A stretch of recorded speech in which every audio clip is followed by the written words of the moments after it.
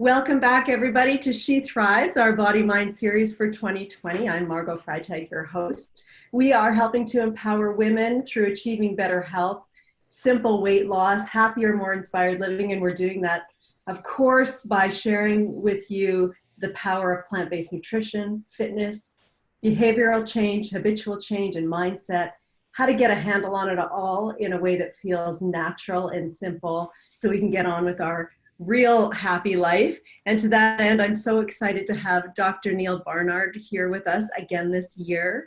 Dr. Barnard is the founder and president of the PCRM, a nonprofit advocating for preventative medicine and higher ethical standards. And Dr. Barnard is a nutrition researcher, author, health advocate.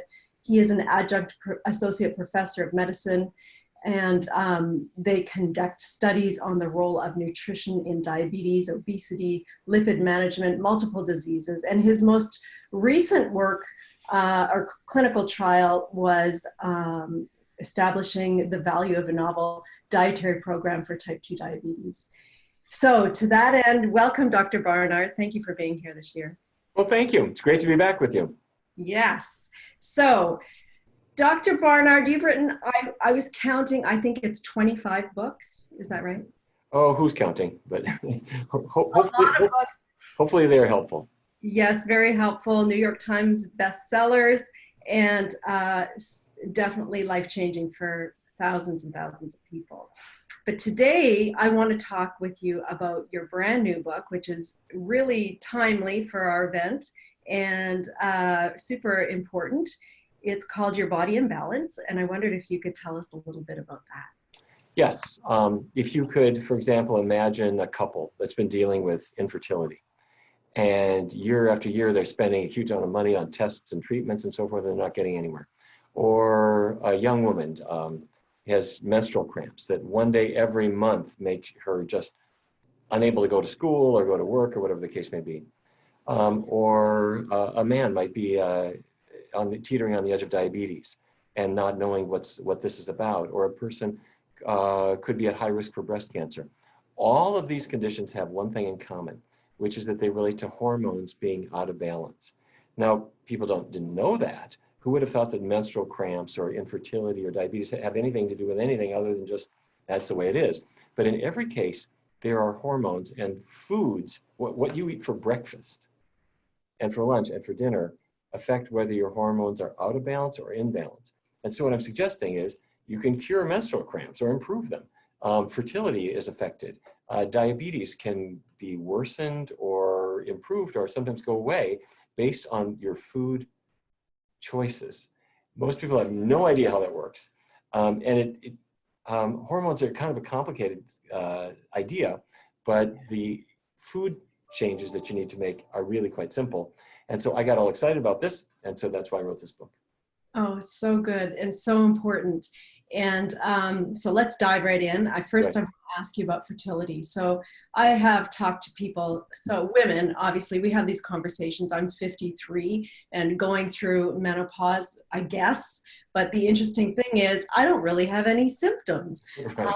And that, I really do attribute that to eating plant-based and living a healthy lifestyle. So maybe let's just start with a little bit of that. Could you tell us a little bit about, let's start with menopause, because that's a big one for me and for a lot of our audience. Yeah, sure. The first thing that needs to be said is you'll read a lot of nonsense about menopause, I have to say. And one of the things that has troubled me the most is that you will hear writers saying, well, nature just didn't think you were going to live this long. What they mean is that the average life expectancy maybe a century or two ago might have been only 45 or 50. And so they said, well, you've outlived your sell by date. So that's the way it is. And let me say, that is complete nonsense. It is true that average life expectancy was shorter, but that was because people would average a normal lifespan with people who died in infancy from infections and things like that. And if you have a lot of childhood mortality, that brings down the average lifespan. There have always been people living into their 80s and 90s and beyond. So it has nothing to do with that. What menopause really means is that now is not a time when it's a good idea for you to have a toddler on your kitchen floor, because you have other things to do other than this. So if you look also around the world, you see something really quite striking. A medical anthropologist decades ago started studying Japan or the Yucatan Peninsula of Mexico in different countries, and they found that the menopause experience was very different from what it was in Omaha or Fargo or Chicago. Japanese women did not tend to report hot flashes. And we thought, well, at first, they're just reticent. They don't want to talk about things like that. But that wasn't it. On real pressing, they would say, well, yeah, I had a little backache, or my shoulders are a little sore, but they just didn't seem to talk about hot flashes. It wasn't the thing. Until the Japanese diet made a big change. It was rice, vegetables, relatively little meat. And when meat or fish even was used, it was usually not a big hunk. It was little chunks that were kind of flavorings for the rice and the vegetable dishes. And dairy, this was not an ice cream, pizza eating culture. Dairy products were just not the thing. Until about 1980, 1990, when fast food chains came in, and meat came in, and dairy came in, and then rice and vegetables started to decline to a significant degree. And the first thing that, well, several things emerged. One was that breast cancer rates doubled or more in women who westernized, not in women who did not. Hot flashes also became much more common. And depression became more common. And diabetes was through the roof, and cardiovascular disease, and all of these things that are everyday things in the United States became common in Japan. They're not nearly as bad as we are yet, but you can see a noticeable difference. So here's what we think is happening.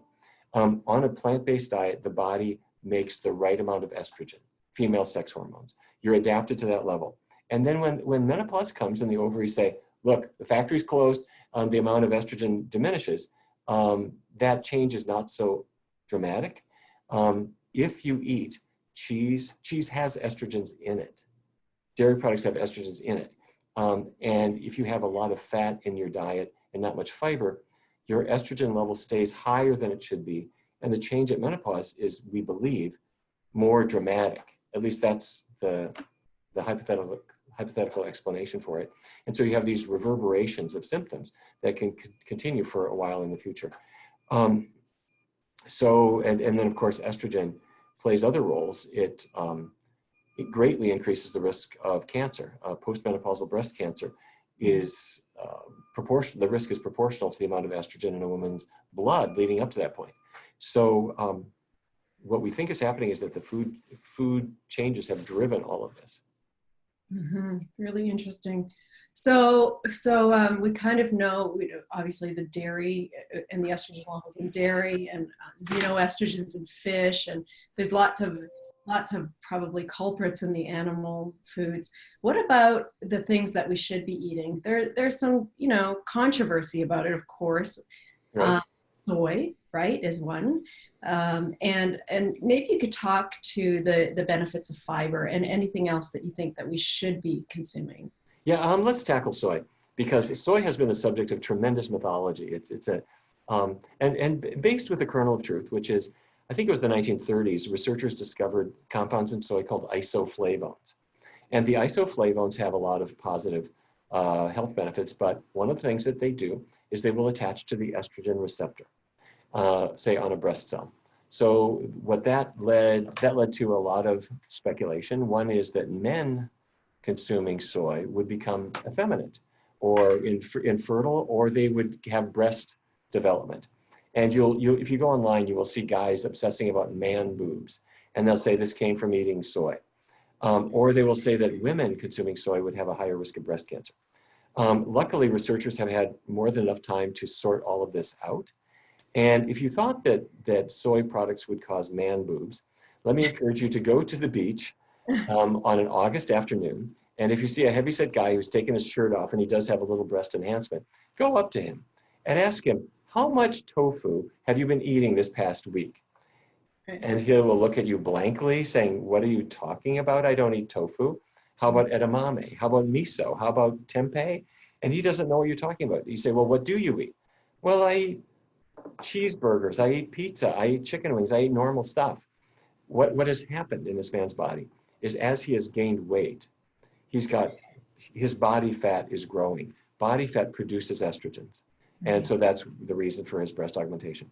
For women, soy products quite clearly reduce the risk of developing breast cancer, about 30%.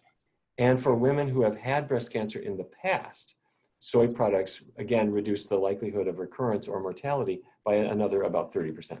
So soy products don't cause cancer, they do the opposite, they reduce the risk. And so that brings us back to where we started, which is if isoflavones attach to the estrogen receptor, what's going on? Mm-hmm. And I think a useful analogy is this. On the floor of your car, you have a gas pedal. And if you step on the gas pedal, it goes. But right next to it is another pedal, the brake. And if you step on that, it stops. Well, you have alpha estrogen receptors and beta receptors. And the soy products attach preferentially to the beta receptors. And you can think of it as soy puts the brake on cancer.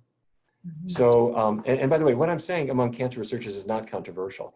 The evidence showing that soy is associated with a reduction in cancer risk is quite robust.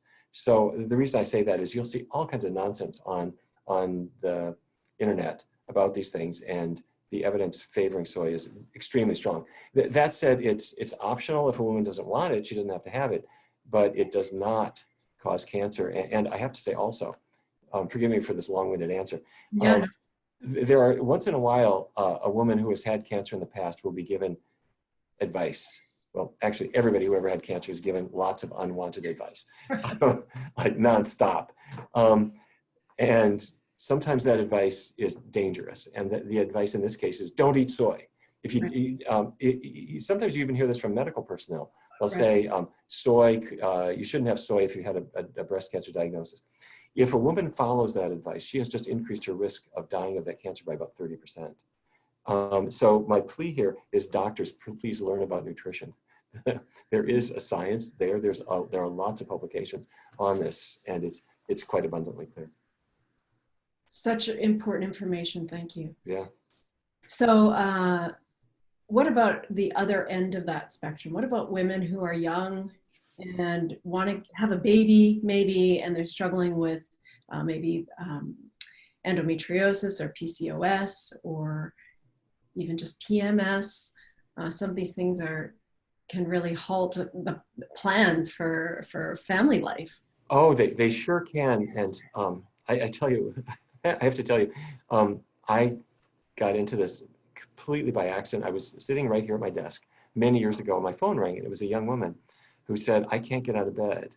I've got such terrible cramps, I can't function. And for maybe 1 in 10 women, it's like that, where maybe one day every month, you're not going to school that day or to work or whatever. And she wanted me to give her some heavy duty painkillers. And I said, I'll do that for you. I can give you a couple days of painkillers. But how do we stop this from happening next month and the month after that? And so I suggested something to her that I don't think any doctor ever had suggested for menstrual pain. I said to her, how about this? Let me give you painkillers for now, but would you like to try an experiment? She said, I'll try anything. I said, for the next month, no animal products in your diet at all, completely plant-based, and keep oils really, really low, and let's see what happens. Mm-hmm. This was just an educated guess, because we've known that high fiber diets remove excess estrogens from the blood and send them down the intestinal tract. Getting away from cheese is good because that's got estrogens in it. And estrogens are driving those monthly changes. If you have too much estrogen in your blood, it thickens up the lining of the uterus too much. And that leads to painful periods at the end of the month. So anyway, she tried it, and it worked spectacularly. It was a cure for her. So I then did a randomized research study with our colleagues at Georgetown University School of Medicine. And it works. We used this for lots of women. And not only did it help with menstrual pain, but PMS, I'm talking about water retention and bloating, mood changes. All of these things were affected by the diet change.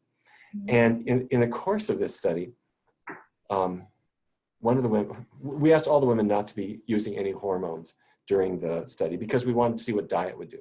So that meant the birth control, if they were taking birth control pills, we said if you're sexually active, use something else, some other contraception because the birth control pills are going to change the symptoms and that'll confuse the study.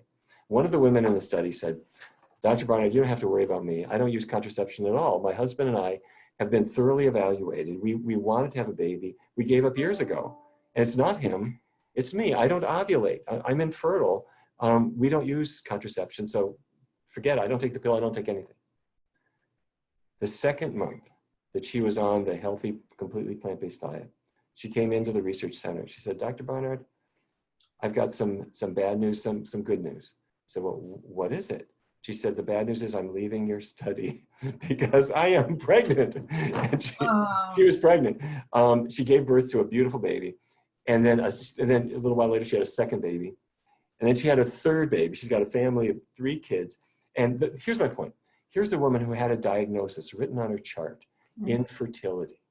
The previous woman had a diagnosis on her chart, dysmenorrhea. Take out your pencil and take that eraser and just erase those words. Because what these people had, they were out of balance.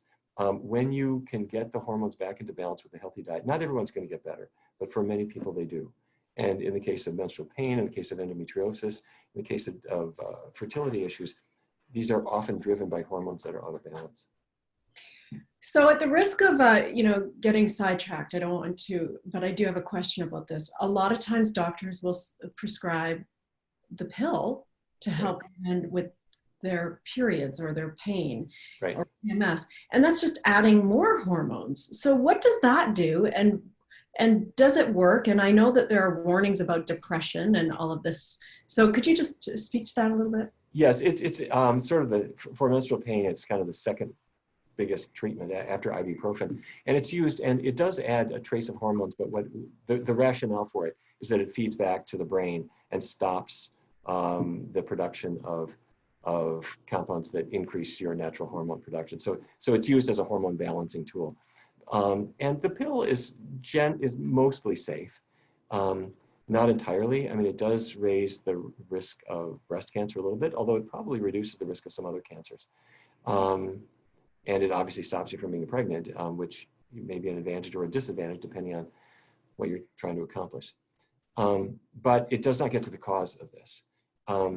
In the case of the first young woman I was describing, she would, if you're eating dairy products, you are getting estrogens that came out of a cow's body.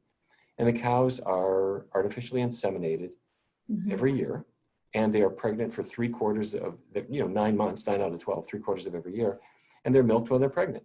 So the estrogen is there in every glass of milk and every slice of cheese and every cup of yogurt that people think, oh, it's natural. What's natural about eating estrogen from a cow? And you are. Yeah. In fact, I got to show you this. There was a new study that I just got yesterday from the School of Public Health at Loma Linda University. And I haven't talked to anybody about this, but this is really important. At Loma Linda, they looked at more than 52,000 women. And those women who consumed the most milk had about a 50% higher risk of breast cancer compared to other women. And if you look in the discussion as what's this about, they go into exactly what you and I have been talking about, that you're dosing yourself with traces of hormones day after day after day. That's totally unnatural. It came out of a cow's body and it's going into your body. And this can start when you're a 4-year-old girl. Right. Or a 6-year-old girl, an 8-year-old girl, day after day. And we think, oh, I love cheese, I love yogurt, I love all these things. That's entirely cultural. It has nothing to do with biology. Isn't that unbelievable? And then, of course, there are the stories of the little girls who are starting to get their period at really early ages. And that's also hormonally related, isn't it? It is, and it's been going on for a really long time. There are a number of trends, hormonal trends that have been happening for, many decades. Mm-hmm. Where, in fact, if you look back, say to the mid-1800s, you would see the age at first period was around 17 or 18, and we've never heard of that. Like, what are you talking about? It was not unusual for a girl to be 18 or 19 before it would happen.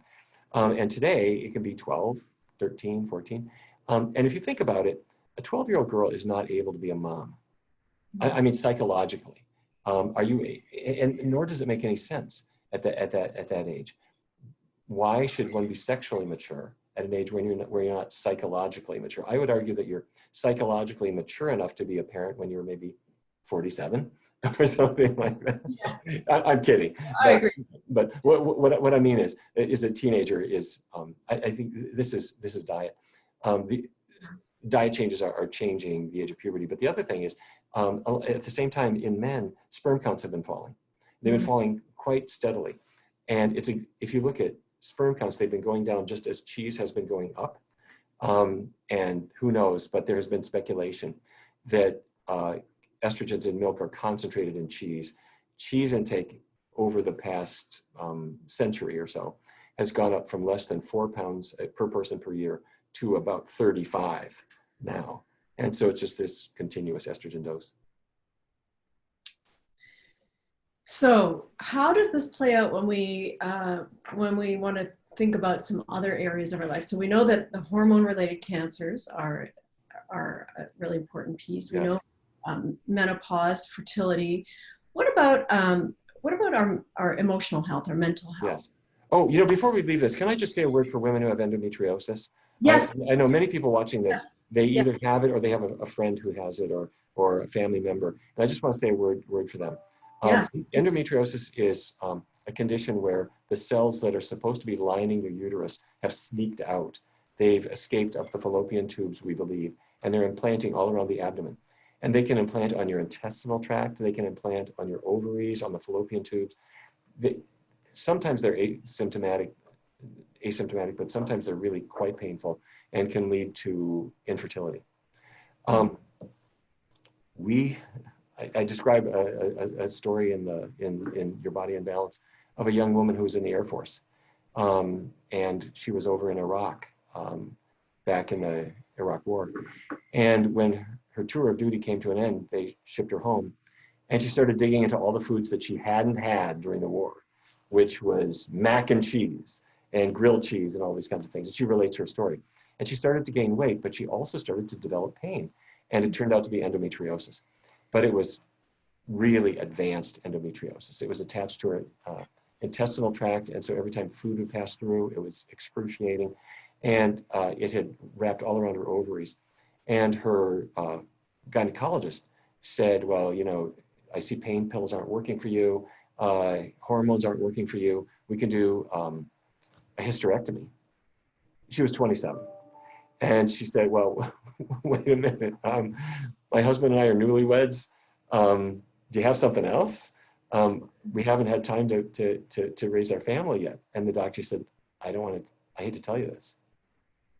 You're infertile anyway, probably, from this disease. It's just damaged your ovaries so much.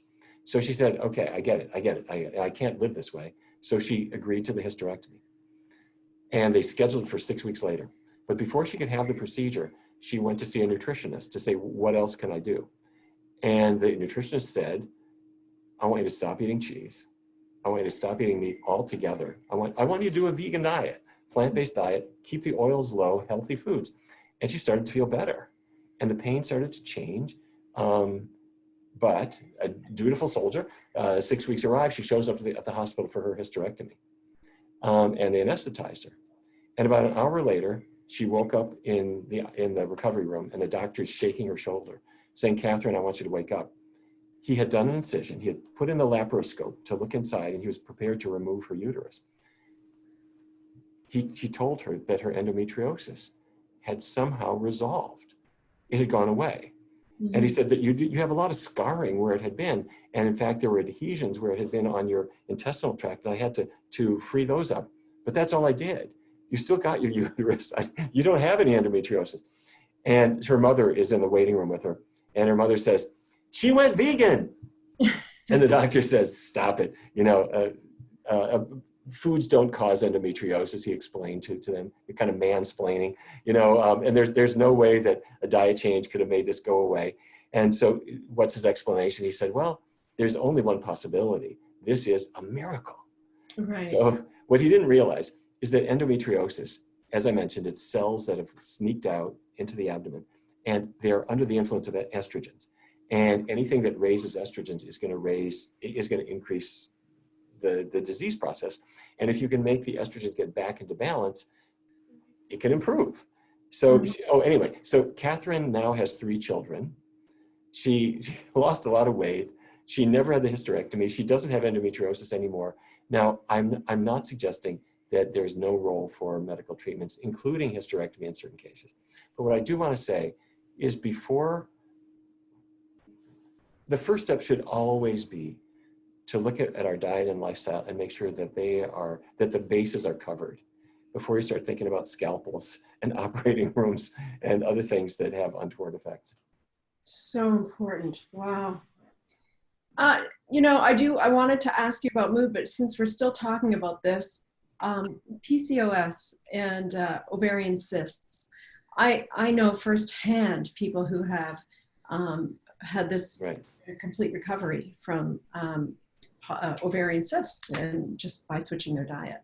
So is that something that you talk about too in your book? Or? Yes, I do. In fact, in every chapter, I describe the science of it, but I also describe real life people so that people can understand it. And in the PCOS chapter, there's a story I tell about a woman named Allison. These are real people. And Allison is a dietitian, a registered dietitian living not too far from Milwaukee, Wisconsin. And she had, classic signs of PCOS, the occasional dark hair. Her cycle was just not working at all. She and her husband couldn't figure out why pregnancy wasn't happening, and her periods just were not remotely regular. And her doctor diagnosed PCOS, polycystic ovary syndrome, which is in large part genetic. But what it means is that although everybody has some female hormones and some male hormones, they're in a balance. Women have just a trace of male hormones and more female hormones. In this case, the male hormones are just up a little bit more than they should be. And so you get all these symptoms. And that's what she had. And so she was a registered dietitian. She counseled cancer patients on how to change their diets. That was her job. And she applied her skills to herself. She said, okay, let me make some diet changes. And she did. And she did a very good logical exploration, but she ended up with a completely vegan diet. And surprisingly rapidly, she ovulated and got back in track, and she got pregnant right away, and has become really a wonderful advocate for this. This doesn't mean that your genes change, but genes are not destiny. Genes sometimes are suggestions of what could happen to you, depending on what your diet is like. So for women with PCOS, I would strongly encourage them to follow a healthy plant-based diet for a couple of reasons. One is that it increases something in the blood called SHBG. This will not be on the test, but SHBG, it's called sex hormone binding globulin. Globulin is a protein. It's a sex hormone binding protein. What it does is it takes that excess testosterone and it grabs a hold of it. And it just stops it from being active. That's what SHBG's job is. And it does the same for excess estrogens. The second thing is that women with PCOS are very often have a condition called insulin resistance. And so their doctors put them on metformin and other drugs sometimes. The best dietary approach to insulin resistance is a low-fat vegan diet. And that's true for PCOS, it's true for diabetes. So the explanations for that get a little bit detailed, but women may need other treatments. Every woman gets her own benefit or may not benefit. You can never really predict, but there's every reason to get your diet back in balance with the hopes of getting your body back in balance. You just brought up diabetes, and you've done a tremendous amount of work on diabetes and reversing diabetes. And I know you talk about plant-based nutrition is a great way to manage diabetes, but I do know that you have helped people reverse their diabetes. And is there a hormonal component here, or is it just straight up fat-related animal products? Can you just share a little bit about that? Yes, it's a funny thing. Diabetes is extremely common, but completely misunderstood. What is happening in diabetes is the pancreas makes insulin. The pancreas is right behind your belly button, and it makes this compound insulin, a hormone, that goes through the blood to the cells of the body, and there it acts like a key to open the cell up so that glucose can get in the cell. Glucose is sugar. And that's good because glucose is your cell's favorite fuel. It's like gasoline for your car. Glucose powers your cells, but the muscle cells can't open up to to glucose without the insulin key. So what happens is that if a person eats a lot of fatty junk, roast beef, chicken, salmon, cheese, the fat builds up in their muscle cells and also in their liver cells. And that stops the insulin key from being able to open the cell up. So this buildup of fat, it's like sticking chewing gum into your front door lock. Your key just can't work anymore.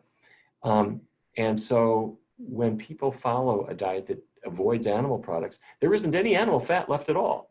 And if they keep oils very low, that fat inside their cells starts to dissipate.